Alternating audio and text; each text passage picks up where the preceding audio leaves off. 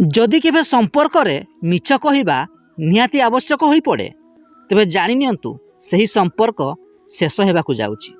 तेणु संपर्क रे केबे भी कहारी को मिछ कहंतु नाही। जीवन रे ए गोटिए कथा सबु बेले मने रखिथिबे, सही लोक को केबे भी मिछ कहंतु नाही। जेउ लोक आपणको मिछ को भी सत मानि जाई थाए।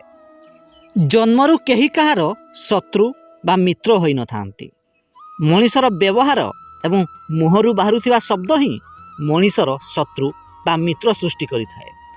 तेणु जीवन रे केबे भी कहारी को खराब व्यवहार किंबा खराब शब्द प्रयोग करंतु नाही। जीवन रे समस्तक सहित खेलंतु किंतु केबे भी का हृदय सहित खेलंतु नाही।